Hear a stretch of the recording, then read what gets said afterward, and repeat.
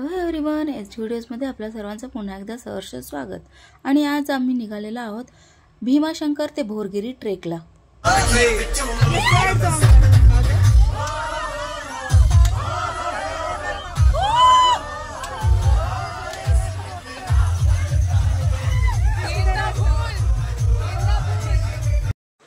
भीमाशंकर हे महाराष्ट्रातील एक महत्त्वाचे ज्योतिर्लिंग आणि धार्मिक स्थळ आहे. पुणे जिल्ह्यातील खेड तालुक्यात हे ठिकाण आहे. हे ठिकाण निसर्गरम्य डोंगरावर वसलेले असून भीमा नदीच्या उगमस्थानाजवळ आहे. येथे 12 ज्योतिर्लिंगांपैकी एक असलेले भीमाशंकर मंदिर हे आहे. रात्री 10 वाजता पुण्यातून निघालो होतो. पहाटे 3 वाजता आम्ही भीमाशंकर येथे पोचलो आणि पोचल्यानंतर रांगेत उभे राहिलो. 3 वाजता देखील भाविक भक्तांची अतिशय गर्दी होती. 3 वाजता रांगेत उभं राहिल्यानंतर आम्ही 6:30च्या दरम्यान आम्हाला दर्शन मिळाले. पौराणिक कथेनुसार भीमा नावाच्या राक्षसाचा वध करण्यासाठी भगवान शंकराने येथे अवतार घेतला होता. त्यामुळे या ठिकाणाला भीमाशंकर असे नाव पडले. भीमाशंकर मंदिराच्या परिसरातून भीमा नदीचा उगम होतो, जी पुढे कृष्णा नदीला मिळते. भीमाशंकर मंदिराच्या जवळ असलेले नागफणी शिखर प्रसिद्ध आहे. मंदिराची वास्तुकला खूप सुंदर आहे आणि ती अनेक शतकांपूर्वीची आहे. भीमाशंकर हे धार्मिक स्थळ तसेच पर्यटनासाठीही एक सुंदर ठिकाण आहे. आम्ही सर्व ट्रेकर्स खूप आनंदी होतो, कारण श्रावण महिन्यात 3 तास का होईना रांगेत उभे राहून आम्हाला दर्शन मिळाले आणि दर्शन घेऊन आम्ही भोरगिरीचा फोर्ट पाहण्यासाठी ट्रेकिंगला सुरुवात केली. आपल्याला सगळ्यांना बरोबर चालायचं. पुढे दुःखात तर काही दिसणार नाही काय, त्यामुळे सगळ्यांनी बरोबर चालायचं. आणि जर कुणी काय खायला वगैरे आणलं असेल, त्याचे रॅपर्स असतील ते रिटर्न आपल्या बॅगमध्येच पाहिजे, इथं कुठं टाकायचं नाही.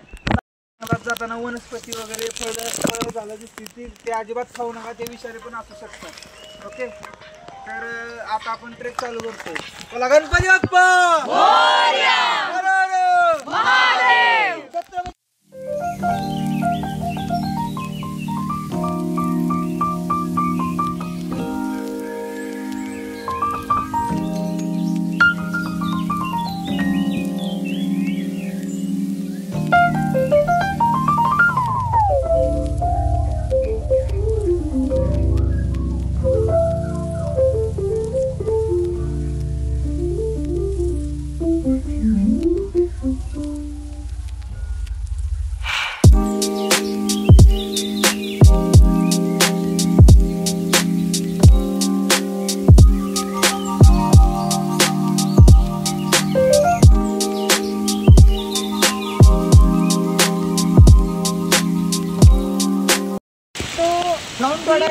एक राक्षस था जो दादरी के पहाड़ों में और जंगलों में ऐसे रहा करता था.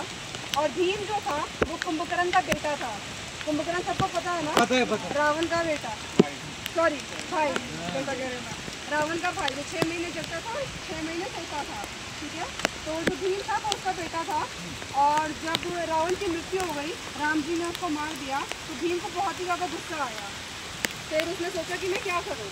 ठीक है, उसने बदला लेने के लिए उसने विष्णु जी के जितने भी भक्त, क्योंकि विष्णु जी राम जी का अवतार थे, तो विष्णु जी के जितने भी भक्त थे दादरी के जंगलों में रहते थे और पूजा पाठ करते थे, तपस्या करते थे, उसने उन पर आक्रमण करना शुरू किया.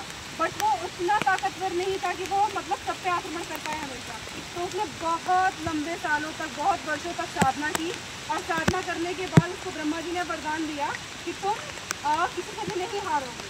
ठीक है, तो ऐसे करके वो बहुत ही टाइम तक आराम से, मतलब ऐसे उसने वो वरदान लिया और ऐसे ब्रह्मा जी ने उसको वरदान दिया. उसके बाद तो उसने अपना आतंक मचाया. जंगल में जितने भी संत साधु महात्मा थे सबको मारना शुरू किया. इसलिए एक जो इंसान था वो शिव जी का बहुत बड़ा भक्त था. उसका नाम था कुरकुरम संत, कुछ ऐसे करके उसका नाम, तो मेरे को एग्जैक्ट नाम याद है. निसर्ग जेवढा सुंदर, मनमोहक, मनाला आल्हाददायक वाटत असला तरी देखील निसर्ग कधी कधी रौद्र रूप धारण करतो. त्यावेळेस अतिशय भीती देखील वाटत असते. म्हणूनच निसर्गाला कधीही आव्हान करू नये किंवा त्यामध्ये छेडछाड देखील करू नये. कारण मानवाने कितीही प्रगती केली तरी तो निसर्गाला हरवू शकत नाही. म्हणूनच निसर्गाचा आनंद घ्या, त्याची काळजी घ्या. तो आहे तोपर्यंतच आपण आहोत हे लक्षात देखील ठेवा. अतिरेक पावसामुळे पाणी अतिशय वाढलं आणि त्यामुळे गुप्तलिंगाचे दर्शन आम्हाला झाले नाही. त्या दर्शनापासून आम्ही वंचित राहिलो. तरी देखील आम्ही नाराज न होता भोरगिरी फोर्टच्या दिशेने वाटचाल करू लागलो.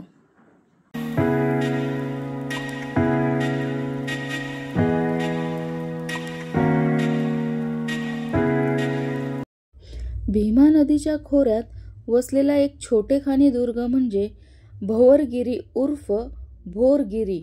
भोरगिरी भीमाशंकर खांडस हा प्राचीन व्यापारी मार्ग होता.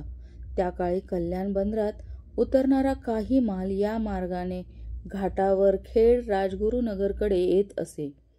भीमाशंकरच्या पायथ्याशी कोकणच्या बाजूला खांडस गावाकडे पदरगड तर घाटावरील बाजूस भोरगिरी हे 2 प्राचीन किल्ले या मार्गाचे रक्षण करण्यासाठी बांधले होते. डोंगरावरील पहिली गुहा ओसरी आणि गर्भगृह अशी 2 भागात विभागली गेलेली असून ओसरीच्या दोन्ही बाजूला पाण्याची कोरडी पडलेली टाकं आहेत.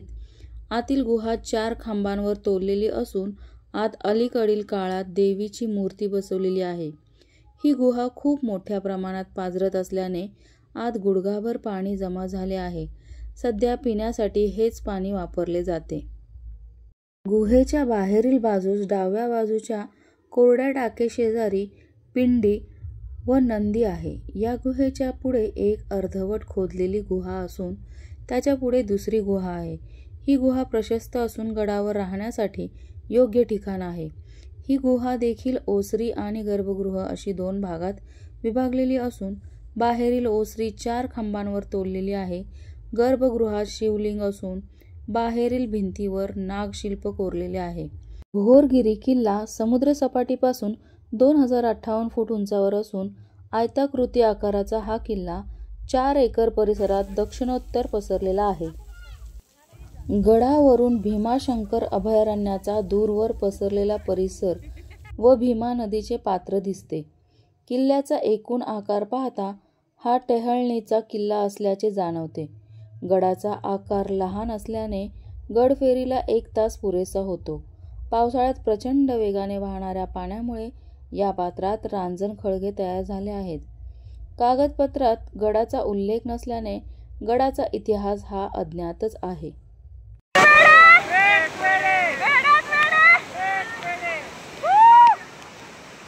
संपूर्ण जगामध्ये आपल्याला शीत शांतता आणि आनंद फक्त निसर्गामध्येच मिळेल. निसर्गापेक्षा सत्य आणि सुंदर दुसरे काहीही नाही. निसर्गाच्या रंगात रंगून जीवन जगूया.